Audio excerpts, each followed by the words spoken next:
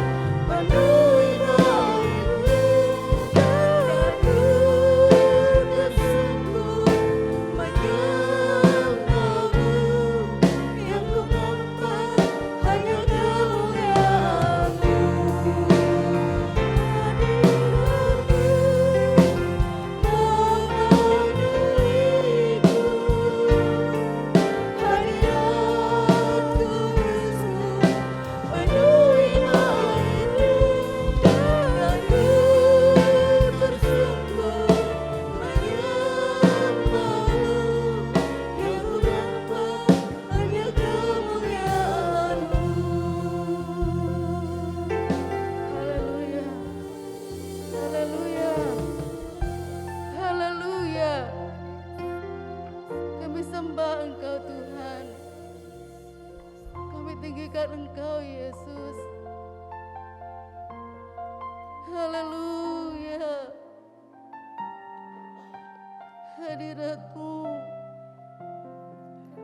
Hadirat-Mu penuhi kami, penuhi ruangan ini Tuhan.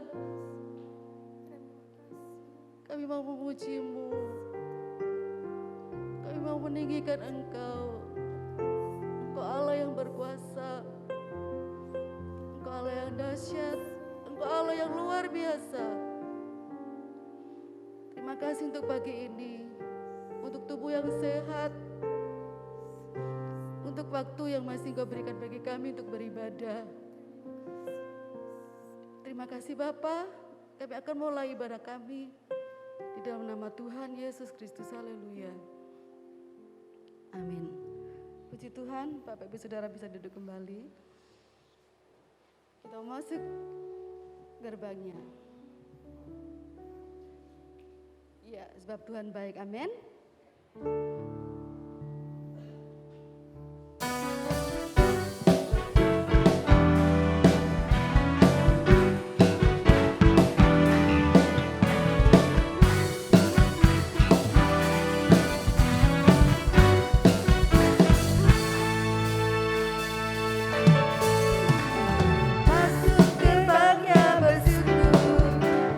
Dengan penuh pujian, bersyukur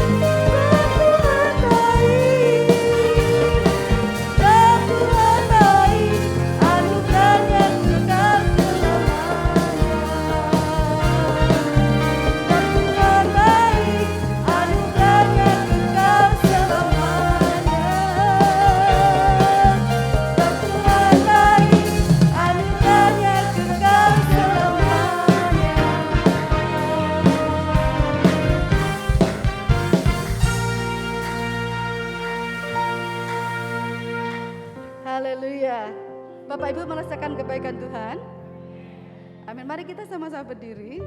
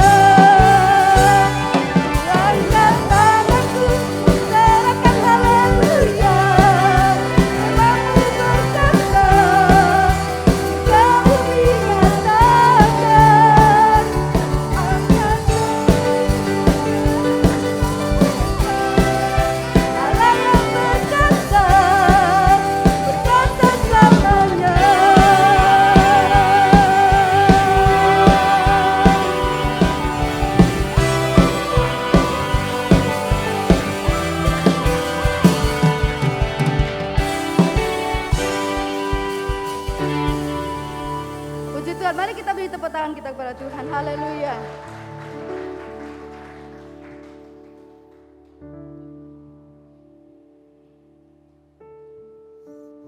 Haleluya.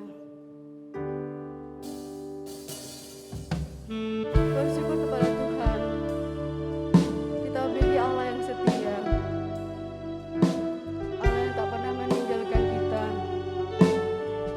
Haleluya.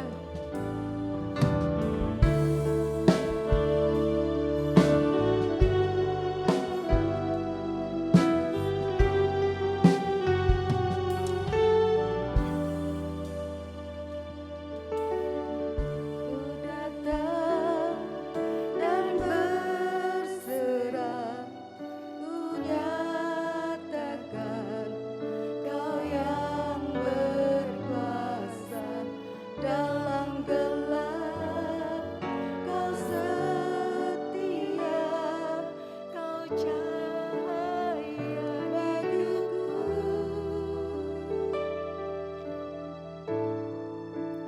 Kau kuatkan aku bertahan, Kau harapan dalam kesesakan.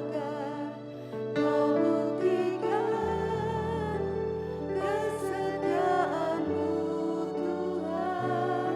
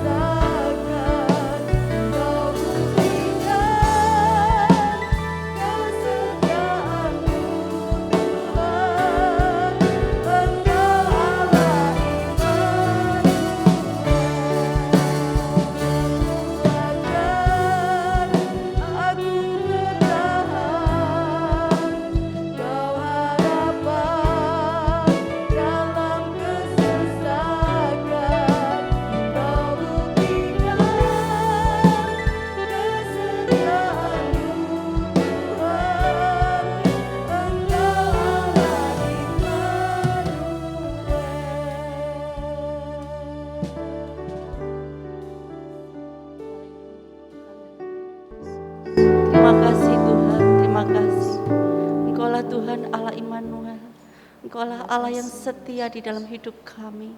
Engkau selalu ada Tuhan. Di mana kami lemah, Engkau selalu menopang kami. Di mana kami jatuh Tuhan, Engkau selalu menolong kami. Terima kasih Tuhan, terima kasih. Kalau pada pagi hari ini Tuhan, kami boleh bersama-sama berkumpul di sini. Semua karena kasih dan cinta-Mu di dalam hidup kami. Ajarkan kami hari-hari kami semakin setia di dalam Engkau Tuhan. Terima kasih Tuhan. Kalau sebentar pagi Tuhan kami akan mendengarkan firman-Mu. Kiranya Tuhan Kau sembunyikan Tuhan hamba-Mu yang akan menyampaikan berita daripada firman-Mu. Dan kiranya Tuhan kami akan menyiapkan tanah hati kami yang baik. Sehingga firman yang ditaburkan Tuhan tidak berlalu begitu saja. Melainkan boleh menjadikan kekuatan, bahkan boleh menjadikan penghiburan bagi kami. Terima kasih Tuhan, terima kasih. Kami serahkan doa sembahyang kami pagi hari ini Tuhan. Hanya di dalam nama Tuhan Yesus Kristus. Haleluya. Amin. Puji nama Tuhan, Bapak Ibu Saudara kasih Tuhan. Salam berjumpa dalam kasih Tuhan. Saya akan percaya bahwa kita semua ada di dalam pemeliharaan Tuhan. Ada di dalam kasih setia Tuhan dan selalu menikmati kebaikan demi kebaikan Tuhan. Puji nama Tuhan, kebenaran firman Tuhan pada pagi hari ini. Saya ajak Bapak Ibu Saudara membuka Alkitab kita di dalam Ayub pasal yang ke-23. Kitab Ayub pasalnya yang ke-23. Kita akan baca ayat yang ke-8 sampai ayat yang ke-9. Ayub pasal yang ke-23 ayat yang ke-8 sampai ayat yang ke-9. Kita akan baca bersama ayat ini dalam hitungan yang ketiga. 1, 2, 3. Sungguhnya kalau aku berjalan ke timur, ia tidak di sana. Atau ke barat, tidak kudapati dia. Di utara ku cari dia, ia tidak tampak. Aku berpaling ke selatan, aku tidak melihat dia. Puji nama Tuhan, kebenaran firman Tuhan di pagi hari ini saya berikan judul, di manakah engkau Tuhan? Kita melihat bahwa satu pengalaman yang dialami oleh tokoh Alkitab yang bernama Ayub, kita tahu bersama mulai dari sejak sekolah minggu, tokoh Ayub ini juga cukup sering diceritakan bahwa kurang lebihnya dia mengalami banyak penderitaan, ya, mengalami banyak kemalangan. Tapi kita akan belajar dari kebenaran firman Tuhan di pagi hari ini tentang tokoh Ayub. Bagaimana Ayub bisa mengalami Tuhan. Walaupun kita baca dari ayat yang tadi, sepertinya begitu berat penderitaan Ayub sehingga dia berkata bahwa dia cari Tuhan tidak ketemu, ya. Dia mencari Tuhan baik itu ke timur, baik itu ke barat, baik itu ke utara dan ke selatan. Aku tidak melihat dia. Kita melihat bahwa penderitaan Ayub nanti akan kita pelajari bersama. Tapi slide demi slide kita akan melihat bahwa di dalam mulai ayat yang pertama dalam kitab ini, sampai ayat pertama sampai ayat yang kelima, di sini kita mencermati bahwa Ayub begitu luar biasa, ya. Ayub begitu mengalami pengalaman-pengalaman yang sepertinya bagi orang secara manusiawi adalah pengalaman-pengalaman yang sepertinya tidak berkekurangan apapun, ya. Ayat pertama di situ dikatakan bahwa ada seorang laki-laki di tanah Uz bernama Ayub. Orang itu saleh dan jujur, ia takut Allah dan menjauhi kejahatan. Ia mendapat 7 anak laki-laki dan 3 anak perempuan. Ia memiliki 7.000 ekor kambing domba, 3.000 ekor unta, 500 pasang lembu, 500 keledai betina dan budak-budak dalam jumlah yang sangat besar. Sehingga orang itu adalah yang terkaya dari semua orang di sebelah timur. Anak-anaknya yang laki-laki biasa mengadakan pesta di rumah mereka masing-masing menurut giliran dan ketiga saudara perempuan mereka diundang untuk makan dan minum bersama-sama mereka. Setiap kali apabila hari-hari pesta telah berlalu, Ayub memanggil mereka dan menguduskan mereka keesokan harinya pagi-pagi. Bangunlah Ayub lalu mempersembahkan korban bakaran sebanyak jumlah mereka sekalian. Sebab pikirnya mungkin anak-anakku sudah berbuat dosa dan telah mengutuki Allah di dalam hati. Demikianlah dilakukan Ayub senantiasa. Kita melihat bahwa dari pasal pertama, ayat pertama sampai ayat yang kelima, kita melihat bahwa satu pengalaman yang sepertinya bahagia sekali Ayub ini, ya. Tidak ada berkekurangan satu apapun. Dia punya 7 anak lelaki, 3 anak perempuan, ya. Dia punya ternak yang sangat banyak, bahkan Alkitab menuliskan dia menjadi orang yang terkaya di daerah timur, ya, di tanah Uz itu. Kita melihat bahwa mengalami hal itu, Ayub bilang di dalam Ayub pasal 29 ayat yang ke-11, apabila telinga orang-orang mendengar tentang aku, maka aku disebut berbahagia. Dan apabila mata mereka melihat, maka aku dipuji. Melihat apa? Melihat keadaan Ayub yang pasal pertama ini, ya. Ayub memiliki segalanya, ya. Ayub memiliki anak-anak yang banyak, ya, anak-anak yang baik, memiliki harta benda, memiliki orang-orang suruhan, dan semuanya lengkap. Tapi kita melihat bahwa Ayub tidak, atau kitab Ayub tidak berhenti di pasal yang pertama.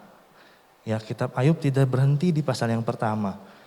Kita melihat bahwa selanjutnya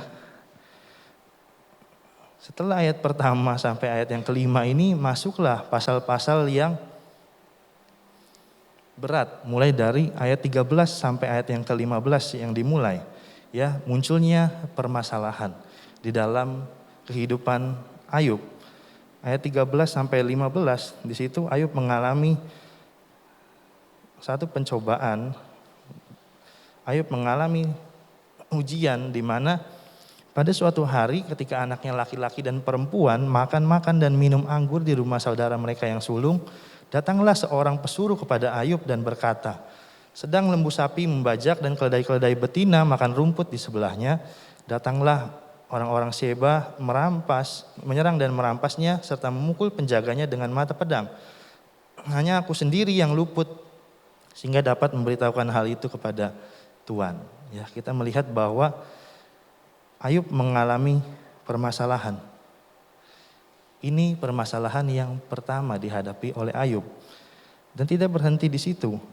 Ayat yang ke-18 sampai ayat yang ke-19 berlanjut lagi bahwa sementara orang itu berbicara, datanglah orang lain dan berkata, anak-anak tuan yang lelaki dan yang perempuan sedang makan-makan dan minum anggur di rumah saudara mereka yang sulung. Maka tiba-tiba angin ribut bertiup dari seberang padang gurun, di rumah itu dilandanya pada 4 penjurunya dan roboh menimpa orang-orang muda itu sehingga mereka mati. Hanya aku sendiri yang luput sehingga dapat memberitahukan hal itu kepada Tuhan. Kita melihat bahwa hal yang dialami oleh Ayub yang berikutnya adalah bicara tentang kemalangan, ya. Setelah hartanya, ya, mulai dari ayat 13 sampai ayat yang ke-15, lalu lanjut ayat 16 dan 17, ya. Ayat 13 sampai 15 tentang lembu sapinya, lalu ayat 16 sampai 17 tentang unta-unta dan kambing dombanya, ya, hilang. Lalu ayat 18 sampai 19 anak-anaknya meninggal. Ya, kemalangan Ayub. Kita melihat bahwa tidak berhenti sampai di situ. Pasal 2 ayat yang ke-7 sampai ayat yang ke-8 di situ dikatakan bahwa kemudian iblis pergi dari hadapan Tuhan. Lalu ditimpanya Ayub dengan bara yang busuk dari telapak kakinya sampai ke batu kepalanya. Lalu Ayub mengambil sekeping beling untuk menggaruk-garuk badannya sambil duduk di tengah-tengah abu. Lalu Ayub mengalami penderitaan. Ya, kalau tadi kita melihat bahwa ada permasalahan, ada kemalangan, sekarang Ayub mengalami penderitaan. Dan berlanjut di dalam ayat yang ke-9 sampai ayat yang ke-13, di situ Ayub mengalami cemoohan. Maka berkatalah istrinya kepadanya, masih bertekunkah engkau dalam kesalehanmu? kutukilah Allahmu dan matilah. Ketiga sahabat Ayub mendengar kabar tentang segala malapetaka yang menimpa dia, maka datanglah mereka dari tempatnya masing-masing, yakni Elifas orang Teman dan Bildad orang Suwa serta Zofar orang Naama. Mereka bersepakat untuk mengucapkan berbelasungkawa kepadanya dan menghibur dia. Ketika mereka memandang dari jauh, mereka tidak mengenal lagi. Lalu menangislah mereka dengan suara yang nyaring. Mereka mengoyakkan jubahnya dan menaburkan debu di kepala terhadap langit. Lalu mereka duduk bersama-sama dia di tanah selama 7 hari lamanya. 7 hari 7 malam, seorang pun tidak mengucapkan sepatah kata kepadanya karena mereka melihat sangat berat penderitaannya. Kita melihat bahwa ada 4 hal yang dialami oleh Ayub. Ya. Kalau tadi di ayat pertama, ya di pasal pertama, ayat pertama sampai ayat yang kelima, orang-orang semua berkata tentang Ayub, dia berbahagia. Ya, Ayub berbahagia. Ya, dia tidak memiliki kekurangan satu apapun. Dia punya segalanya. Dia punya orang suruhan yang banyak, dia punya anak-anak yang lengkap, ya dia punya harta benda yang banyak. Tapi kita melihat bahwa dalam sekejap, ya 4 hal ini terjadi di dalam kehidupan Ayub. Mulai dari permasalahan, ya, mulai dari kemalangan, mulai dari penderitaan sampai akhirnya cemoohan. Kita melihat bahwa, makanya di sini saya berikan judul, di manakah engkau Tuhan? Saya yakin dan percaya bahwa Ayub ketika hal dalam kehidupannya berubah 180 derajat. Ayub berulang kali di dalam pasal-pasal 20 hingga seterusnya hingga pasal yang ke-37, Ayub selalu berkata, ya, yang kurang lebih intinya ketika dijadikan satu penggalan adalah di manakah engkau Tuhan? Ada kalanya di dalam kehidupan kita orang percaya, kita mengalami pengalaman-pengalaman yang seperti Ayub, walaupun tingkatnya mungkin tidak seperti Ayub, ya, tapi kita mengalami pengalaman-pengalaman yang seperti Ayub. Kadangkala ya begitu beratnya masalah menghimpit kita, ya permasalahan dan lain sebagainya. Kita tidak lupa bahwa 2020 kemarin, ya, mungkin setiap dari kita sudah memiliki rencana dan lain sebagainya di 2019.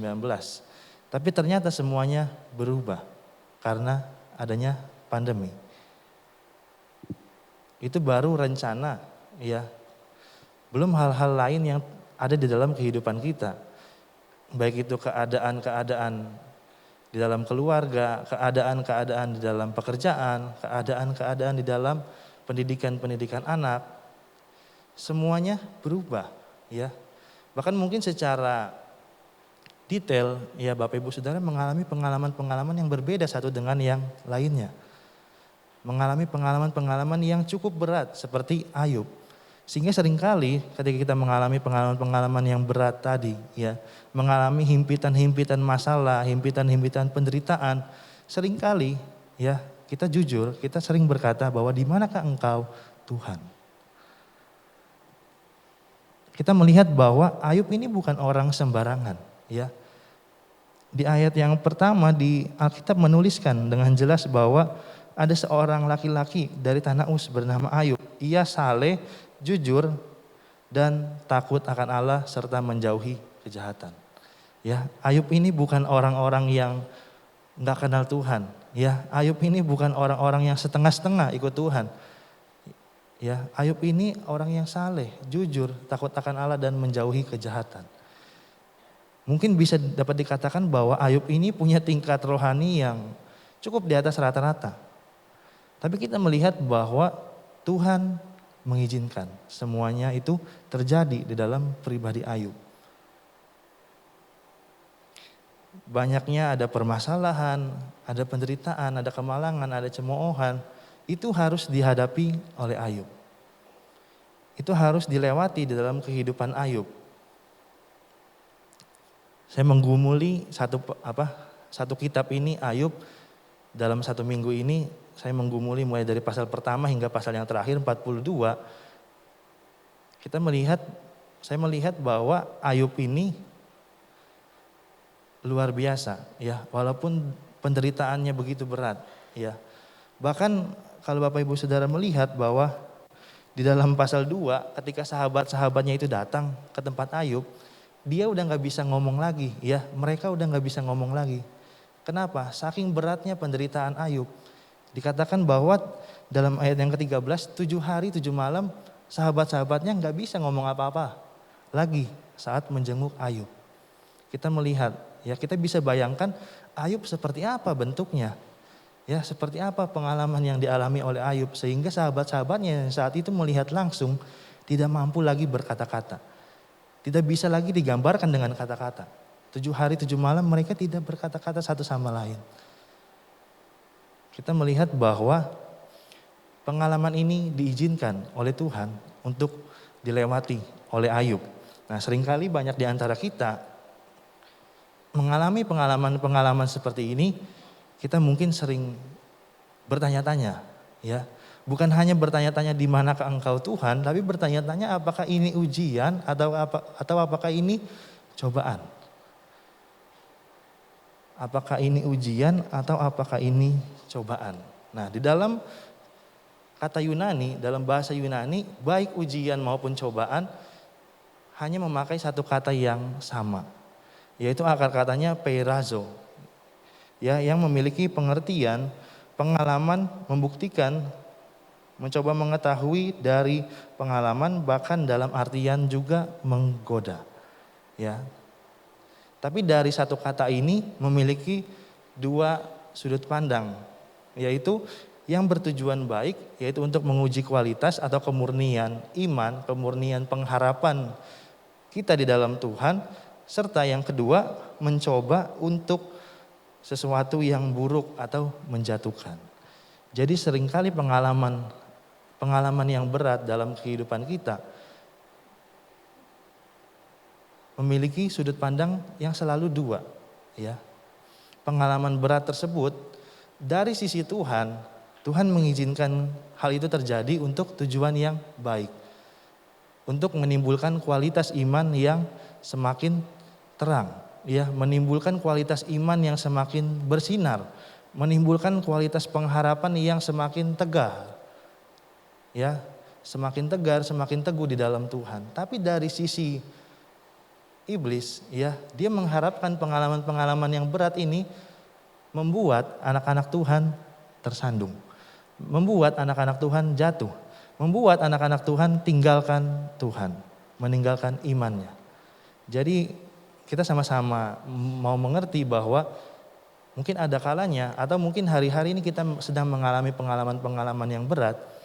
Kita mengetahui bahwa hal itu dilihat dari dua sudut pandang, ya. Iblis mengharapkan setiap pengalaman-pengalaman berat yang kita alami, yang Bapak Ibu Saudara dan saya alami, untuk membuat kita tambah jauh dari Tuhan. Membuat kita tambah gak mau iring Tuhan, tambah kecewa sama Tuhan. Tapi dari sisi Tuhan, dia mau supaya kita semakin bersinar. Seperti sebuah jahitan, ya, atau ada sebuah lagu yang berkata bahwa tangan Tuhan sedang merenda. Jahitan atau renda itu kalau dilihat dari sisi atas bagus, ya. Tapi kalau dilihat dari sisi bawah ketika belum jadi, pasti mikirnya bikin apa, ya. Ada benang ke sana, ada benang ke sini dan lain sebagainya. Kalau dilihat dari sisi bawah. Tapi kalau dilihat dari sisi atas, ya, Tuhan melihat bahwa rendaan itu akan semakin jadi, ya.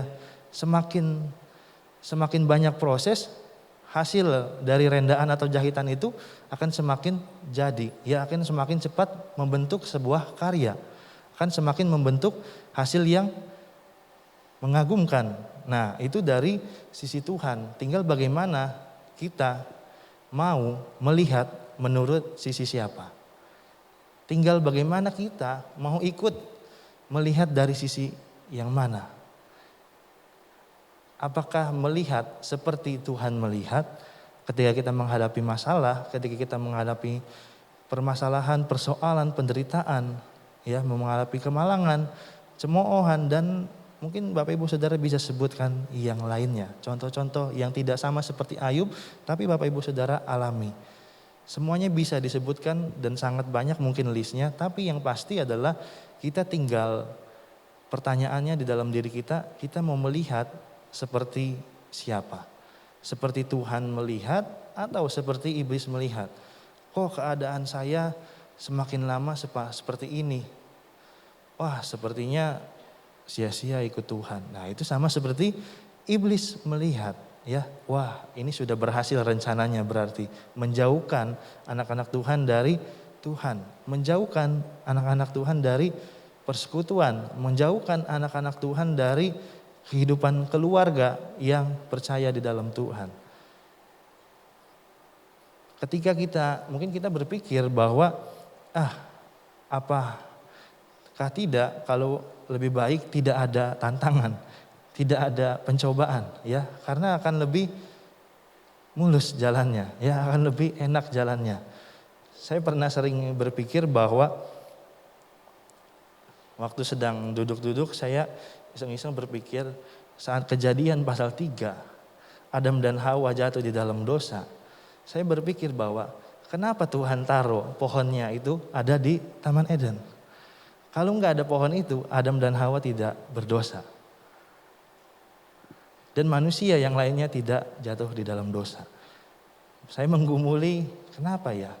Dan akhirnya saya mengerti bahwa Tuhan menciptakan kita seturut dengan gambar dan rupa Tuhan, bukan robot.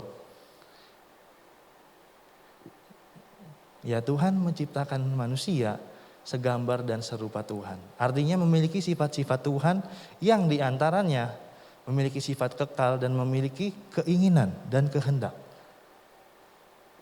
Bukan robot yang bisa disetting, ya kalau putarannya untuk 15 langkah, ya dia akan jalan 15 langkah, setelah itu berhenti.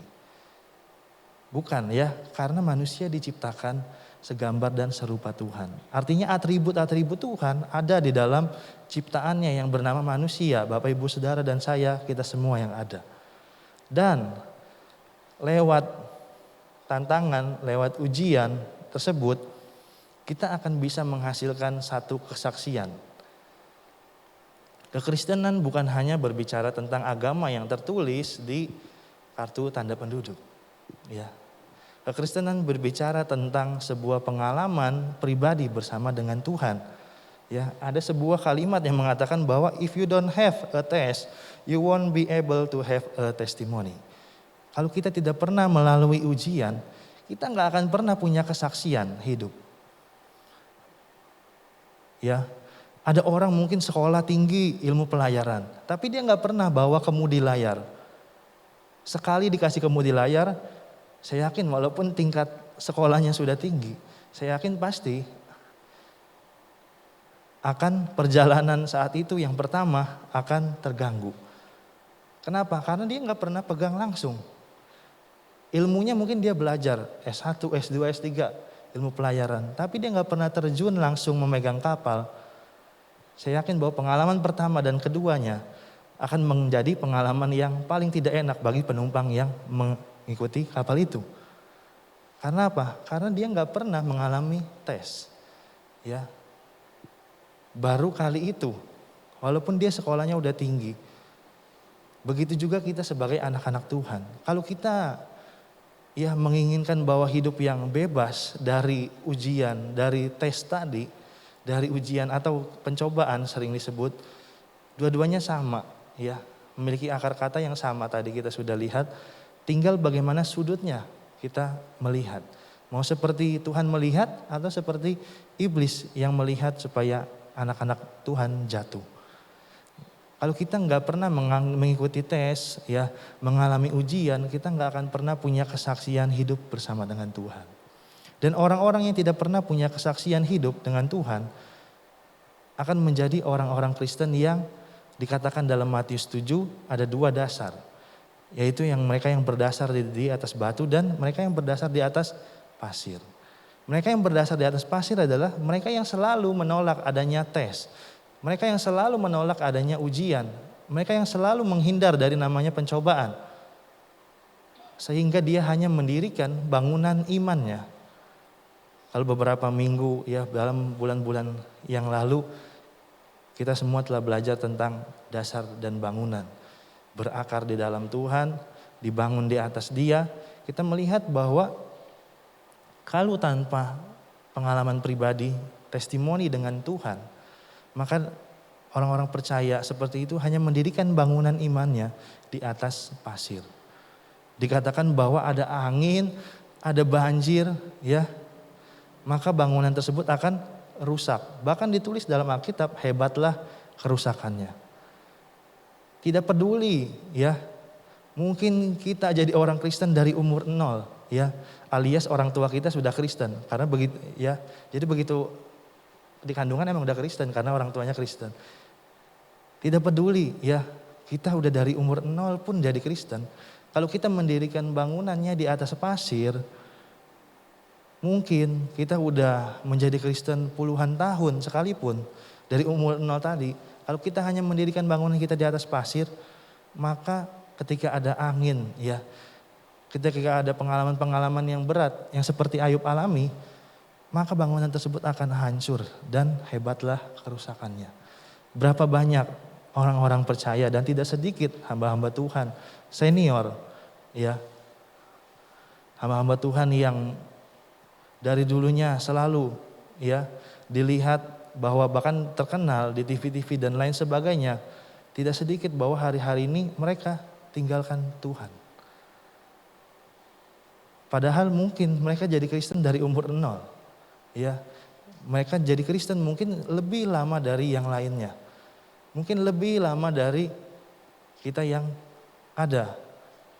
Tapi kita melihat bahwa mereka-mereka yang meninggalkan Tuhan adalah mereka yang mendasarkan atau membuat bangunannya di atas dasar pasir. Ketika ada persoalan berat, dia mau menghindar, mereka mau menghindar.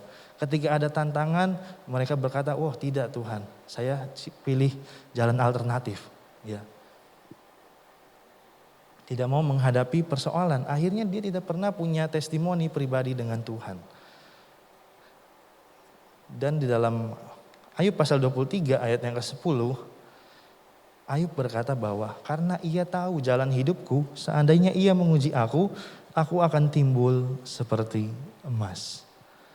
Dalam pergumulan Ayub yang berat, ya, mungkin Ayub berkecamuk, ya, mungkin bergejolak di dalam pribadi Ayub, ya, atas imannya. Dia saleh, ya. Kalau dari pasal 1 ayat 1 sampai 5 tadi kita melihat bahwa dia saleh, jujur, takut akan Tuhan. Bahkan, ya, setiap kali anaknya mengadakan pesta, Ayub yang mengajak mereka besok harinya untuk mempersembahkan korban. Karena pikir Ayub, jangan-jangan anaknya berbuat dosa dia nggak tahu. Artinya mereka Ayub ini bawa anak-anaknya kepada Tuhan. Artinya bahwa dia sungguh sangat baik sekali imannya. Tapi ketika mengalami pengalaman-pengalaman yang sangat berat dalam kehidupannya, saya yakin bahwa ini adalah masa-masa seperti, ya, di mana orang-orang percaya, di mana kita bergejolak imannya. Ayub bergejolak imannya ketika mengalami pengalaman-pengalaman yang beruntun ini. Bahkan tidak jarang Ayub mengatakan bahwa aku sebetulnya nggak pengen lahir, ya. Ayub pasal 3 ayat 1 dan 2. Lupakan saja hari kelahiranku, biarlah lenyap. Kenapa? Karena begitu berat penderitaan Ayub. Kita melihat bahwa tidak jarang bahwa orang-orang percaya mengalami tantangan-tantangan yang berat di dalam kehidupannya. Tapi kita melihat bahwa Ayub tetap mampu berkata di dalam Ayub 23 ayat yang ke-10 ini, seandainya Tuhan menguji aku, seandainya Tuhan campur tangan dalam pengalaman berat ini, aku yakin bahwa aku akan timbul seperti emas. Ya. Satu pengharapan yang teguh, ya, satu pengharapan yang terus berakar di dalam Tuhan. Walaupun keadaan tidak seperti yang diharapkan oleh Ayub. Bahkan Ayub berkata di dalam pasal-pasal 20-an ke atas, ya, Ayub menceritakan tentang orang-orang fasik, ya, orang-orang yang hidupnya tidak seperti dia, tapi kok enak jalannya. Ayub bilang, kenapa dia yang saleh, takut akan Tuhan, jujur, malah mengalami pengalaman yang seperti ini. Tapi puji Tuhan, ya, di tengah-tengah pergumulan Ayub, Ayub tetap mampu berkata bahwa kalau Tuhan menguji aku, biarlah, ya, aku nanti timbul seperti emas. Dan kita melihat bahwa di dalam kitab Ayub pasal yang terakhir, di situ perikopnya berkata bahwa Tuhan memulihkan keadaan Ayub. Tapi lama prosesnya. Dari pasal 1, pasal 2, awal mula penderitaan Ayub sampai pasal 42. Kalau dihitung pasalnya 40 pasal. Ya. Mungkin Bapak Ibu Saudara yang pernah nonton film nunggu 40 episode. Kira-kira berapa lama? Syukur-syukur kalau tayangnya setiap hari. Kalau tayangnya seminggu sekali, kalau tayangnya sebulan sekali. Ya, nunggu 40 episode berlalu. Tapi kita melihat bahwa Ayub akhirnya dipulihkan oleh Tuhan. Ayub pasal 42 ayatnya yang ke-10.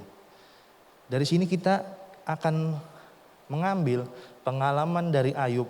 Bagaimana dia bisa dipulihkan oleh Tuhan dan dia bisa bertahan di dalam pengalaman-pengalaman yang Tuhan izinkan terjadi di dalam kehidupan Ayub. Penderitaan-penderitaan yang Tuhan izinkan untuk Ayub lalui. Yang pertama, Ayub mau jujur dan mau bertobat. Dalam Ayub pasal 42 ayat 3 bagian B, Ayub berkata dengan kejujurannya, itulah sebabnya tanpa pengertian aku telah bercerita tentang hal-hal yang sangat ajaib bagiku dan yang tidak ku ketahui. Ayub mengakui walaupun dia saleh, takut akan Tuhan, tapi dia mengakui bahwa jalan Tuhan tidak terselami. Dia mengakui bahwa pengetahuan dia yang saleh begitu rupa tadi tidak mampu mengerti jalan Tuhan yang sangat sempurna. Ya, dia berkata bahwa tanpa pengertian aku telah bercerita tentang hal-hal yang sangat ajaib bagiku. Ayub mengakui bahwa dia gak mampu, ya, otaknya untuk sampai ke pengalaman yang Tuhan izinkan terjadi kepada satu hal yang Tuhan rancangkan tadi. Ayub mengakui, ya, Ayub jujur terhadap dirinya dan dia mengakuinya di hadapan Tuhan. Dan ayat yang ke-6, Ayub berkata bahwa oleh sebab itu aku mencabut perkataanku dan dengan menyesal aku duduk dalam debu dan abu. Ya, Ayub bukan hanya mengakui, tapi Ayub juga mau bertobat. Bertobat berasal dari kata metanoia yang artinya berbalik arah. Berbalik arah dan pergi meninggalkan. Ya, bukan cuma berbalik arah lantas kalau ada kesempatan tengok lagi, balik lagi. Bukan, tapi berbalik arah lalu meninggalkan, lalu berjalan meninggalkan. Itu metanoia, itu pertobatan. Kita melihat bahwa Ayub setelah dia jujur mengakui keterbatasan dia sebagai manusia, dia mau pergi ke jalan yang namanya pertobatan. Walaupun Ayub udah begitu salehnya, tapi Ayub menyadari bahwa di dalam pergumulannya, ya, dia seringkali mengeluh sama Tuhan. Bahkan dia mengatakan bahwa Tuhan kok tidak adil, oh Tuhan lebih baik saya tidak lahir. Ya, Ayub menyadari bahwa hal-hal tersebut mendukakan hati Tuhan dan dia harus bertobat. Dia harus berbalik. Kita melihat bahwa hal pertama yang kita dapat pelajari ketika kita mengalami keadaan-keadaan yang di luar kendali kita. Kita mau seperti Ayub, ya, kita mau jujur terhadap diri kita dan kita mau jujur membuka diri kita di hadapan Tuhan dan kita mau bertobat. Kita mau meninggalkan hal-hal yang mungkin tidak kelihatan secara langsung mendukakan hati Tuhan, tidak kelihatan secara langsung berdosa, ya, tidak seperti tidak membunuh, tidak ambil barang orang, mungkin tidak seperti itu, tapi ada hal-hal yang tersembunyi, hal-hal yang mungkin tapi kita menyadari bahwa hal itu tidak berkenan di hadapan Tuhan, kita mau bertobat. Kita mau meninggalkan dan kita jujur sama Tuhan. Yang kedua yang dilakukan Ayub adalah dia berdamai dengan masa lalunya. Ayub berdamai dengan masa lalunya. Ayub 42 ayat yang ke-5 sampai ayat yang ke-6. Di situ dikatakan bahwa hanya dari kata orang saja aku mendengar tentang engkau. Tetapi sekarang mataku sendiri memandang engkau. Ternyata Ayub mengakui bahwa di masa-masa yang lalu Ayub saleh, Ayub jujur, takut akan Tuhan. Tapi dia belum punya pengalaman. Ya, Ayub mengatakan bahwa hanya dari kata orang saja aku mendengar. Ya, mungkin hari-hari ini ya hanya dari kata firman Tuhan hari Minggu kita mendengar. Hanya dari perkataan renungan di radio-radio di dalam mobil Bapak Ibu Saudara kita mendengar. Kita mau seperti Ayub ya. Kita mau berdamai dengan masa lalu kita ya. Mungkin di masa lalu kita sering berkata bahwa wah saya udah tahu tentang kekristenan, tentang ibadah gereja wah udah hatam dan lain sebagainya. Kita mau berdamai dengan masa lalu yang seperti itu. Ya di dalam ayat yang ke-6 juga ya lagi-lagi Ayub berkata aku mencabut perkataanku dan sangat menyesal aku duduk dalam debu dan abu. Ya Ayub mau berdamai dari masa lalunya. Yang dia rasa bahwa dia sudah cukup saleh, yang dia rasa dia sudah cukup takut akan Tuhan, yang dia rasa bahwa dia lebih daripada yang lain, ya dia mau berdamai dengan masa lalunya yang seperti itu. Dan yang ketiga yang dilakukan oleh Ayub, Ayub melimpah dengan pengampunan.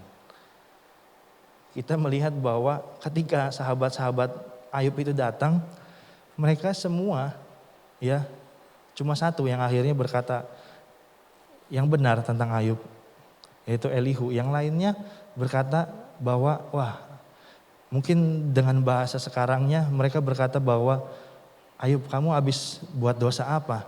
Ya Ayub kamu habis melakukan apa? Sehingga penderitaannya sampai mereka nggak bisa bayangkan ya. Mereka nggak bisa mengungkapkan dengan kata-kata. Mereka lihat. Nah Ayub melimpah dengan pengampunan. Ya walaupun sahabat-sahabatnya mencemooh Ayub. Wah Ayub kamu bikin dosa apa kemarin? Ya kamu lakuin apa sepanjang hidupmu kemarin? Kok Tuhan sampai menghukum kamu seperti ini? Tapi kita melihat bahwa saat Ayub dipulihkan. Firman Tuhan mencatat bahwa Ayub 42 ayat yang ke-10. Setelah Ayub berdoa untuk sahabat-sahabatnya. Yang ketiga Ayub melimpah dengan pengampunan. Walaupun sahabat-sahabatnya tadi udah tuduh Ayub, ya udah tuding Ayub. Oh Ayub kamu bikin apa? Ya dosa apa? Kerjain apa? Ya Ayub tidak membuat hatinya kotor ya dengan benci, dengan dendam dan sebagainya. Ayub melepaskan pengampunan, bahkan Ayub melimpah di dalam pengampunan.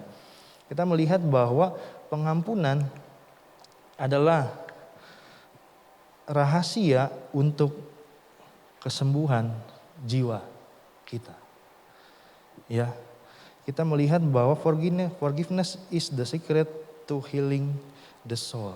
Ya, mengampuni itu adalah rahasia yang tersembunyi yang akan bisa memulihkan diri kita, yang bisa memulihkan jiwa kita. Bahkan pengampunan ini ya dikatakan bahwa pengampunan tidak akan mengubah masa lalu, tapi pengampunan akan membuat kita membesarkan masa depan. Ya, pengampunan gak akan bisa merubah masa lalu. Mereka udah tuding kita, mereka udah tuduh kita dan lain sebagainya.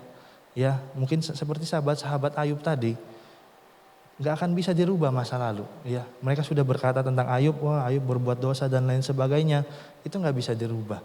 Tapi Ayub mau mengampuni mereka. Ya, Ayub mau melepaskan, bahkan Ayub melimpah dengan pengampunan, sehingga kita melihat bahwa Ayub membesarkan masa depannya.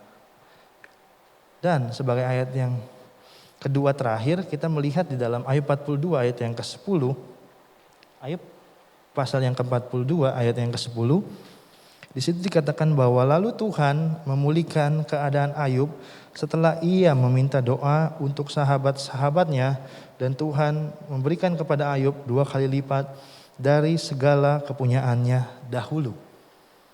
Kita melihat bahwa Tuhan memulihkan keadaan Ayub, dan bukan hanya dipulihkan, tapi Tuhan juga memberkati. Memberkati yang apa? Yang enggak biasa-biasa.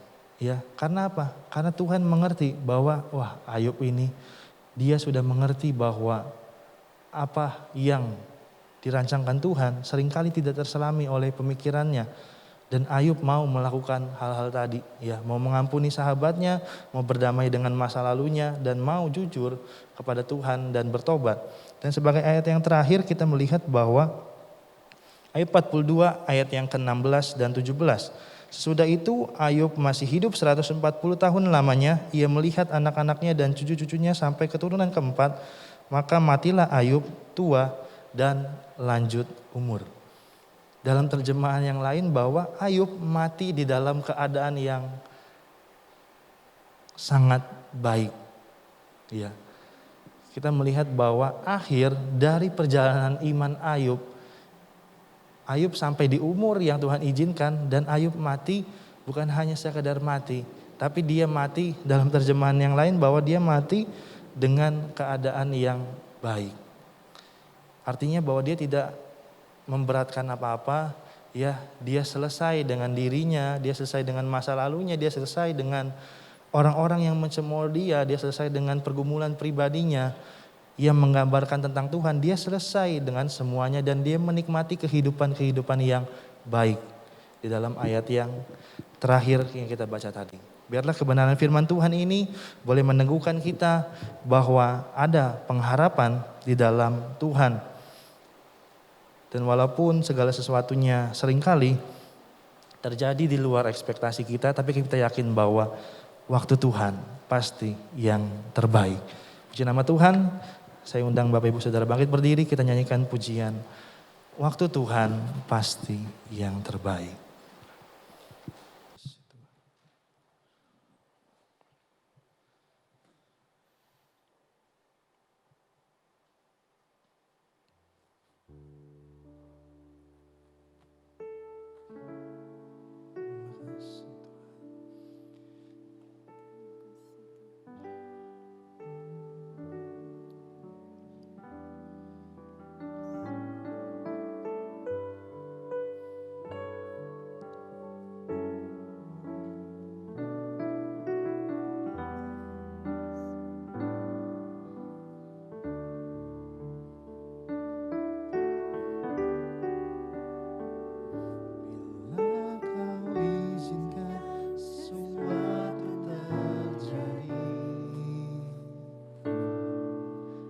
Percaya semua untuk kebaikanku.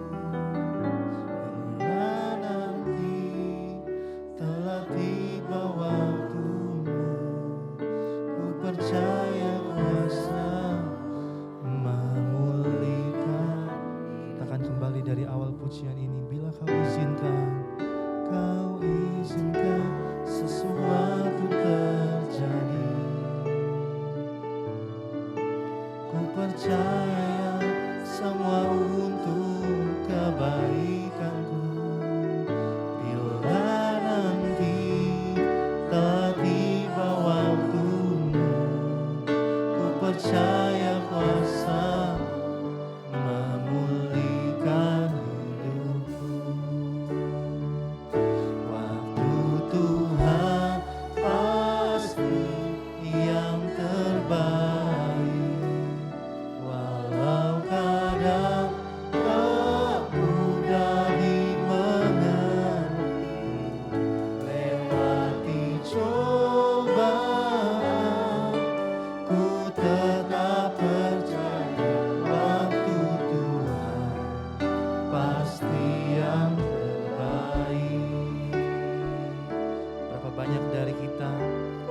Mengalami pengalaman-pengalaman yang di luar kendali kita,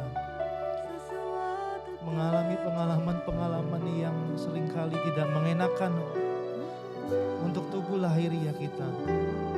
tidak seperti ekspektasi kita, tidak seperti harapan yang kita rancangkan. Disitulah kita mengerti bahwa ada waktunya Tuhan, ada waktu dan keadaan yang Tuhan izinkan terjadi. Kita percaya bahwa waktu Tuhan adalah waktu-waktu yang terbaik. Walau kita tidak bisa mengerti di saat itu, tapi Tuhan akan membawa kita untuk kita bisa mengerti rancangan dan karya Tuhan dalam hidup kita, dan semuanya itu akan mendatangkan kebaikan bagi kita semua yang mengasihi Tuhan. Waktu Tuhan yang terbaik, walau kadang tak mudah dimengerti, lewati cobaan ku tetap percaya. Waktu Tuhan pasti, katakan waktu Tuhan, waktu Tuhan pasti yang terbaik. Selanjutnya saya kembalikan kepada Bapak. Tak mudah dimengerti, lewati cobaan ku tetap percaya. Waktu Tuhan pasti yang terbaik. Tuhan pasti yang terbaik. Walau kadang tak mudah dimengerti, lewati cobaan ku tetap percaya. Waktu Tuhan pasti yang terbaik.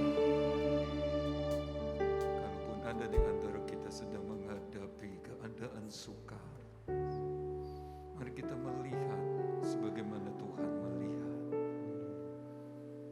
Dianya mengizinkan, Dianya menjaga, Dianya mengawasi semua yang terjadi. Dan percayalah, endingnya baik sekali. Endingnya mati di dalam keadaan baik. Ini yang penting, kita tidak sedang tinggalkan Tuhan.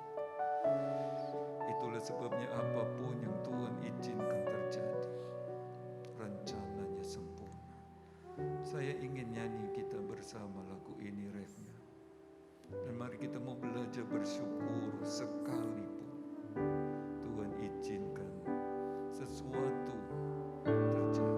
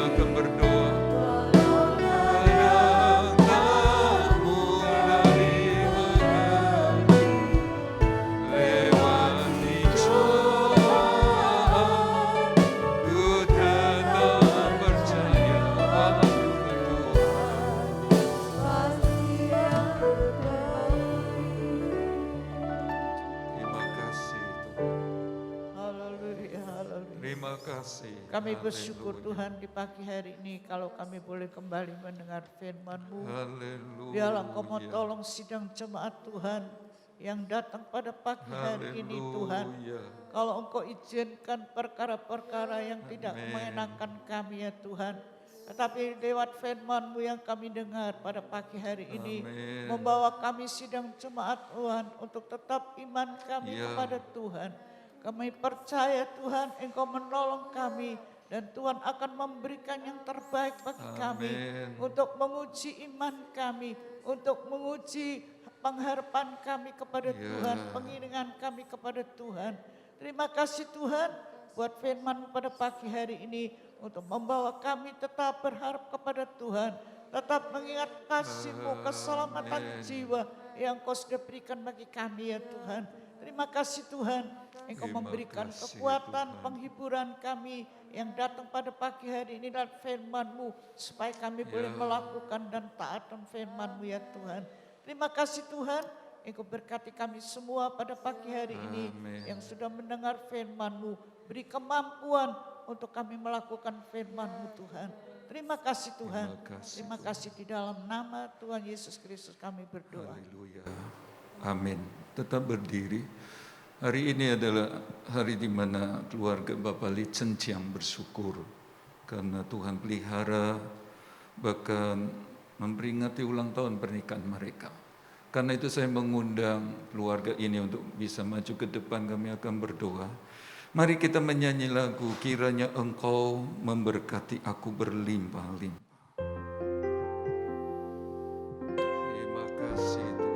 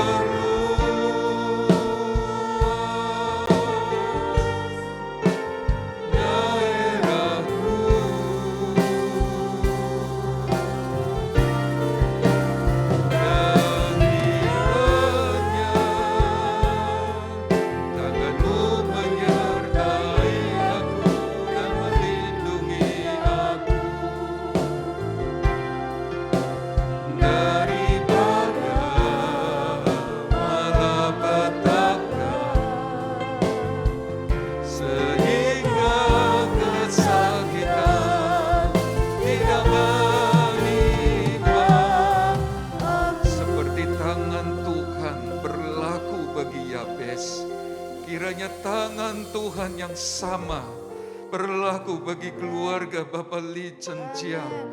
Kiranya turun berkat Tuhan dalam hidup pernikahan Bapak Li Cenciang dan Ibu, juga anak-anak.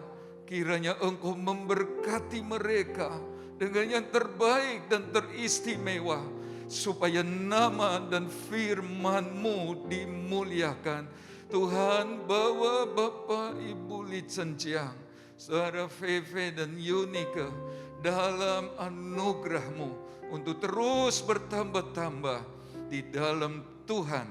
Kami semua yang sudah datang, kami percaya berkat-berkat Tuhan, berkat rohani firman yang kekal, berkat-berkat dalam pekerjaan, dalam pendidikan, dalam tiap-tiap rumah tangga, pribadi demi pribadi, menjadi bagian kami semua. Terima kasih Tuhan, lindungi kami semua dengan kuasa darah-Mu, sehingga kami selalu aman dalam perlindungan-Mu. Dan apabila sebentar kami pulang tinggalkan tempat ini, Tuhan besertalah. Sekarang kekasih Tuhan, terimalah berkat dari Allah Bapa, kasih sayang putranya, persekutuan damai, sejahtera dan kuat kuasa Roh Kudus menyertai kita semua pagi ini sampai Tuhan datang kembali. Di dalam nama Tuhan Yesus Kristus, semua yang percaya diberkati Tuhan berkata, amin.